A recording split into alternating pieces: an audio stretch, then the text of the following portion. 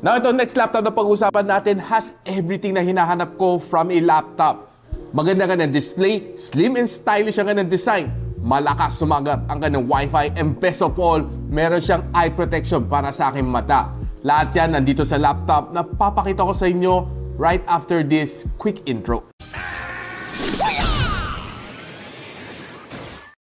So hi guys, I'm Pastor from the Gadget Sidekick and welcome back to my channel. And this is the Huawei Matebook D14. And this is the latest na 2023 edition. Na itong Huawei Matebook D14 na may Intel Core i5 na 1240p together with a 16 gigs of RAM and of course a 512 gigs of storage is currently priced at 44,999 if you buy sa Huawei store or sa online store na ipopost ko on the description below. Meron pa siya mga seasonal na freebies na kasama. But before anything else, pakita ko muna sa inyo ang quick unboxing nitong laptop na ito. And so, ito na yung Huawei Matebook D14 na 2023 edition. And kita natin yung box is always the same color brown and it's made out of recyclable material as seen dito sa mga logo niya sa side. On the other side, kita mo lahat ng specs nitong laptop na ito. And sabi dito, it comes together with a Microsoft Office Student Edition 2021. Included inside sa Windows 11 na Single Language Home Edition. So, buksan natin. Ganda ng packaging, tight na tight. So, nandito sa loob ang kanyang 65 watts na charging brick which can also charge a smartphone other than this laptop. So, dual purpose to. Di ko lang alam kung kaya na mag-charge ng iPhone 15. Sige, labasan natin itong laptop na ito. Meron siyang kunting documentation dito sa loob. So, tanggalin natin yung styro. And another one. Tara, buksan natin.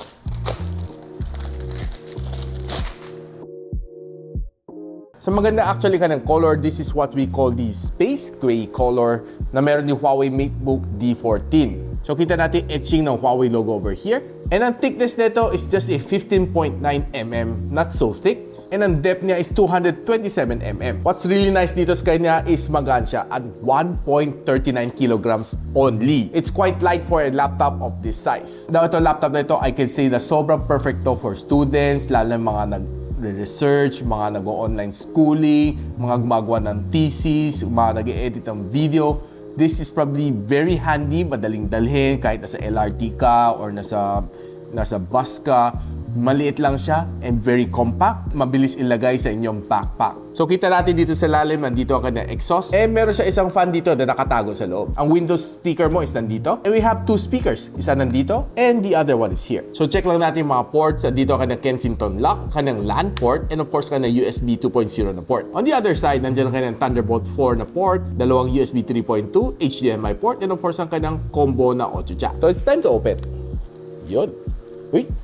Nalaglag pa. So kita natin ang kanang keyboard layout is really nice. Almost the same doon sa D14BE na ni-review natin a couple of months ago. And ang kanyang typing dito has a drive of 1.5 mm. So very comfy gamitin itong kanyang keyboard. And ang kanyang trackpad has a 5-point multi-touch na gesture. So kahit anong gesture gawin mo dito na compatible sa Windows 11, kayang-kaya na basahin. Walang problema. And looking dito sa kanyang power button, it's a fingerprint scanner at the same time. Very responsive nung tinry ko siya i-boot up. And nakita natin din dito ang kanyang mga stickers. We have the Huawei Share sticker, Intel Core i5 na 12th Gen, then of course ang kanyang Intel Iris na Xe graphics as well. And itong laptop can open with 178 degrees. So almost ano na siya, no? Straight na siya. What's nice din sa kanya is pwede mo ilapa sa yung table and just do whatever things you need to do with this laptop. And nandito nakatago ang kanyang web camera. And what's nice is meron siyang privacy switch na rin this time around. So i-boot up muna natin.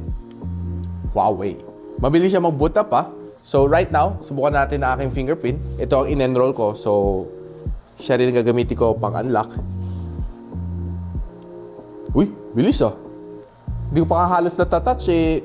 Nag-unlock na. Galing. So one of the good investment na pwede nyo bilhin is a riser na laptop stand like this. So this is called the Z-Riser from Works Gadget PH. And I'll be linking on the description box below kung saan nyo pwede mabili ito. It's very useful, promise. Lalagay ko lang dito aking laptop stand. And lalagay ko na aking laptop. Ayan. Okay, di ba? So pag-usapan natin ang kanyang display. This one has a 14-inch na IPS LCD. Ang kanyang screen-to-body ratio is 90% and ang kanyang aspect ratio is 16:10. That's probably the most perfect na ratio na pwede natin makita on a laptop. Ang kanyang resolution is 1920 by 1200 and it also has a 161 ppi. Ang kanyang maximum brightness is at 300 nits and ang kanyang color gamut is 45% NTSC. And ang kanyang screen has a TUV Rainland na low blue light certificate together with a flicker-free certificate din to protect your eyes, lalo kung medyo babad ka sa laptop doing all your work, your editing, your online conferencing, online schooling, whatsoever. Siguro hindi ganun ka-strenuous sa inyong mata when you're working long hours on this laptop. So right now guys, mag-quick sound test lang tayo. Ilalagay natin ang ating sound to 100%. Pakinggan lang natin kung gaano kalakas ang kanang 2 speakers dito sa Huawei Matebook D14. So yan guys, napakinggan na natin yung sounds. Well, for me, tama lang siya. Hindi sobrang lakas. But kung gusto rin mas malakas, I would highly suggest that you either use your personal na headphones since may headphone jack naman sa dito, or you can always buy a louder na Bluetooth na speaker together with this one. And ang kanang graphics is being powered by Intel Iris Xe graphics, which for me is quite good kasi kaya naman niya mag-export ng mga video ko from Premiere Pro. And I've been working on some of my documents dito, Excel, PowerPoint, and of course, Word documents. Plus, of course, nag-edit din tayo ng konting Premiere Pro dito and Photoshop.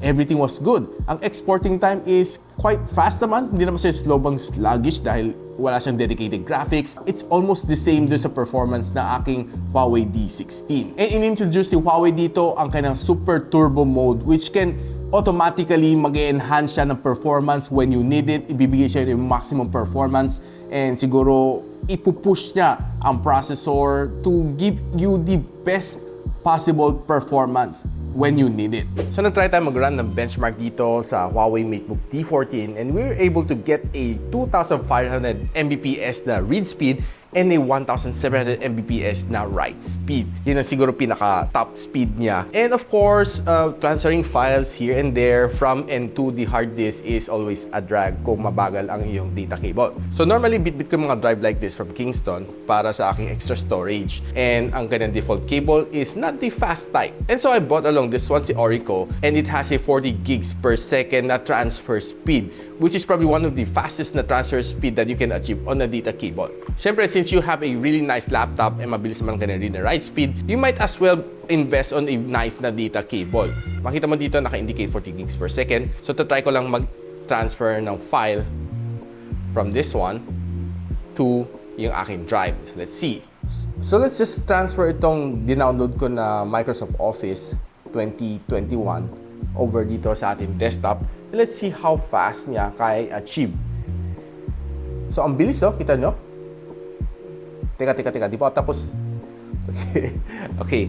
So, I was able to achieve. Ulitin lang natin, oh. Sobrang bilis niya, guys.